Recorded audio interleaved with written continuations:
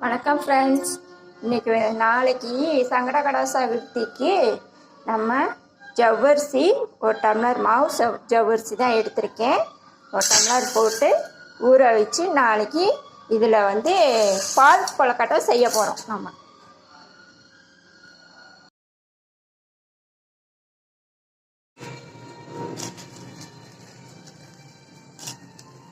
நல்லா கொதிச்சிருச்சு. இது 1/2 லிட்டர் பால்.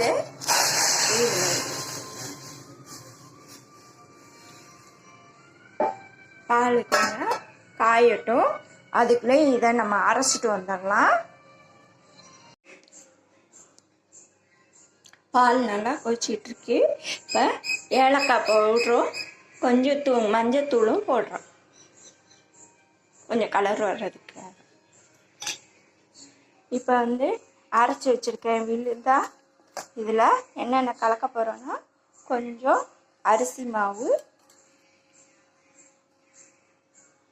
கொஞ்சம் உருண்டை பிடிக்கிறக்காண்டி அந்த பால் கொழுக்கட்டைக்கு.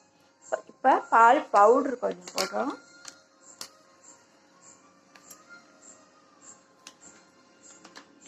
தேங்காய் துருவுனது மிக்சியில் அரைச்சி வச்சுருக்கிறேன், இதை கொஞ்சம் போடுறோம்.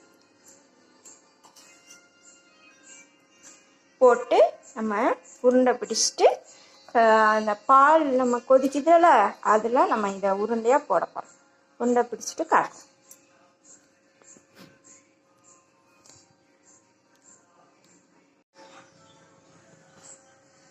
இப்போ நம்ம பால் பவுட்ரு, பச்சரிசி மாவு, தேங்காய் துருவல் எல்லாம் போட்டு பிசைஞ்சு குட்டி குட்டி பால்ஸாக நம்ம உருட்டி வச்சுருக்குறோம். இப்போ பால் நல்லா கொதிச்சிருச்சு. இதில் போட போகிறோம். ஒவ்வொரு உருண்டையாக இதில் போட போகிறோம்.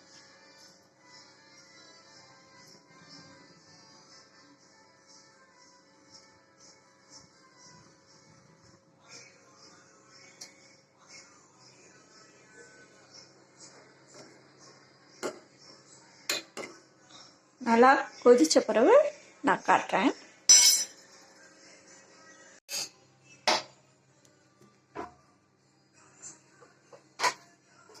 இப்போ நல்லா பொங்கி வந்துடுச்சு, நல்லா வெந்துடுச்சு. இப்போ சர்க்கரை சேர்க்க போகிறோம். இந்த ஸ்பூனுக்கு 3 ஸ்பூனு நாட்டு சர்க்கரை எடுத்திருக்கேன்.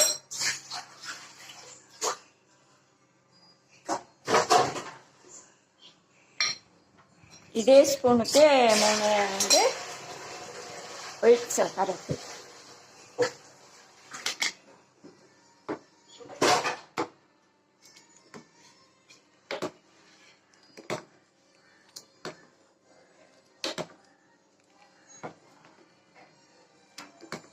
சூப்பராக இருக்கா? ஜவ்வரிசி பால் கொழுக்கட்டை ரெடி ஆயிடுச்சு. சாப்பிட வாங்க. நீங்களும்